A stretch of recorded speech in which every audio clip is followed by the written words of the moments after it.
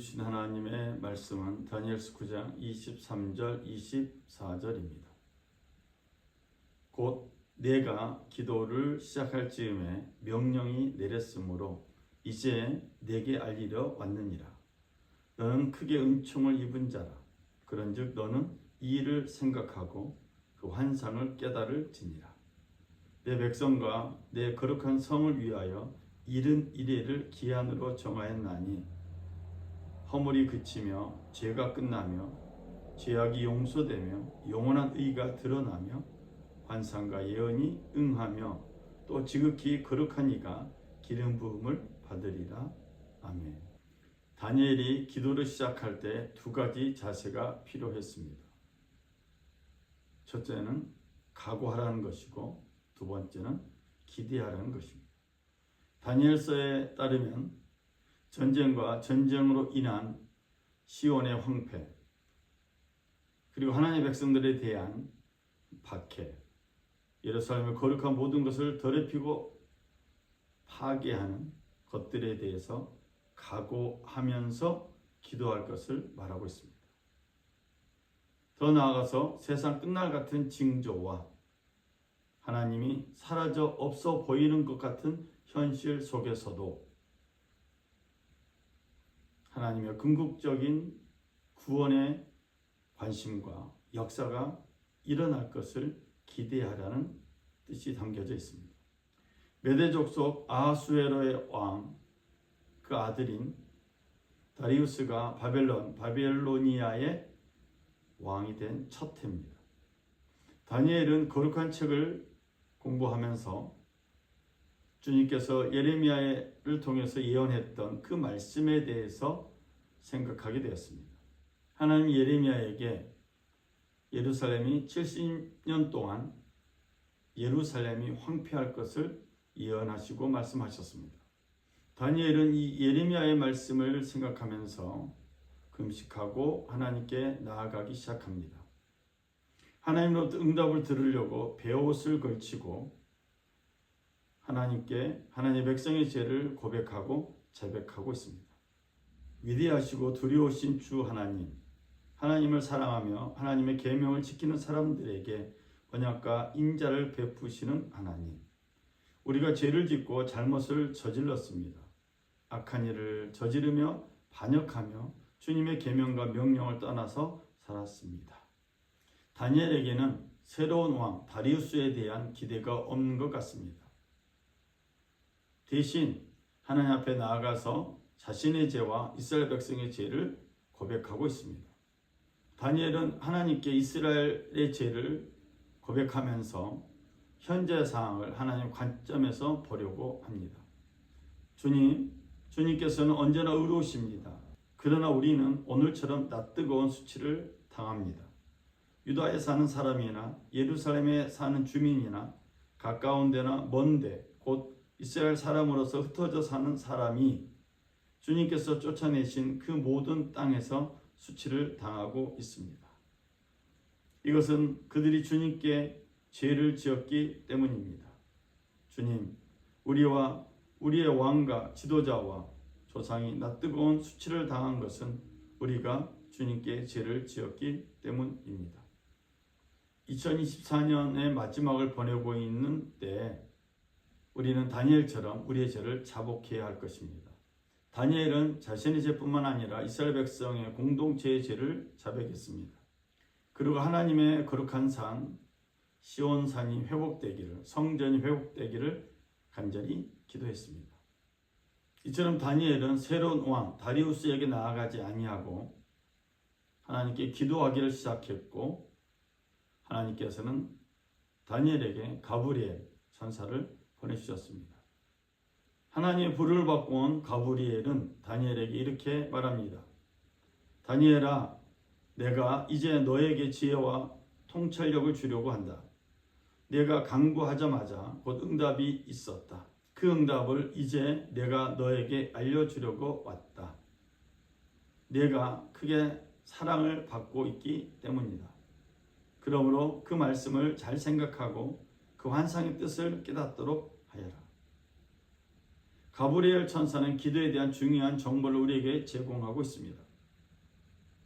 다니엘이 기도를 시작할 때 하나님은 다니엘에게 지혜와 통찰력을 주려고 준비하셨다는 것입니다. 다니엘이 기도를 시작하자마자 하나님 응답이 있었습니다. 그리고 하나님은 가브리엘을 보내서 다니엘에게 이 사실을 알리려고 했습니다. 또한 다니엘이 기도를 시작했다는 것 사실 하나만으로도 하나님의 큰 사랑을 다니엘이 받고 있다는 것을 말하고 있습니다. 가브리엘 천사는 다니엘에게 하나님의 말씀을 잘 생각할 것과 그 환상의 뜻을 잘 깨달을 수 있도록 권면했습니다. 다니엘처럼 우리가 기도를 시작하면 가브리엘을 통해서 얻은 정보를 우리가 알고 있듯이 하나님의 복을 받게 될 것입니다. 하나님 말씀과 말씀이 전하는 뜻을 명확하게 깨닫게 되고 또 하나님은 어떤 사람인가를 경험하게 될 것입니다. 우리 이 깨달음을 통해서 하나님이 미워하시는 사람과 좋아하는 사람을 분명하게 볼 수 있습니다.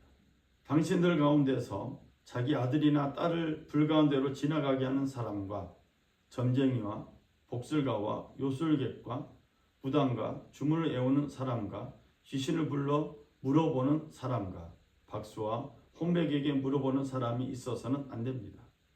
이런 일을 하는 사람은 모두 주님께서 미워하십니다.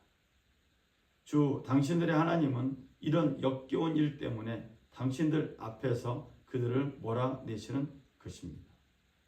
신명기는 하나님 미워하는 사람을 분명히 말씀하고 있습니다. 하나님 미워하는 사람들은, 즉 하나님이 미워하는 일만 하는 사람에게는 하나님의 심판이 반드시 있다는 것입니다.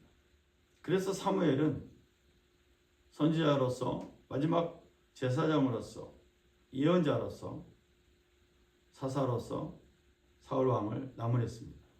주님께서는 어느 것을 더 좋아하시겠습니까? 주님의 말씀에 순종하는 것이겠습니까? 아니면 번제랑 화목제를 드리는 것이겠습니까? 잘 들으십시오. 순종이 제사보다 낫고 말씀을 따르는 것이 숫양의 기름보다 낫습니다. 거역하는 것은 점을 치는 것과 같고 고집을 부리는 것은 우상을 섬기는 죄와 같습니다. 임금님이 주님의 말씀을 버렸기 때문에 주님께서도 임금님을 버려 왕이 되지 못하게 하셨습니다. 사울은 왕이었습니다. 그런데 하나님 말씀을 버렸습니다.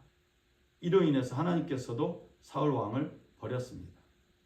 다니엘처럼 우리가 기도를 시작할 때 오늘 우리의 현재를 하나님의 관점에서 볼 수가 있습니다. 그리고 우리의 소원이 아닌 하나님의 뜻을 발견하게 되고 그 뜻을 이루게 될 것입니다. 하나님은 다니엘에게 새로운 약속들과 환상을 주셨습니다. 그리고 다니엘이 하나님께 기도를 시작했을 때 하나님 70일에 즉 기한을 정하셨습니다.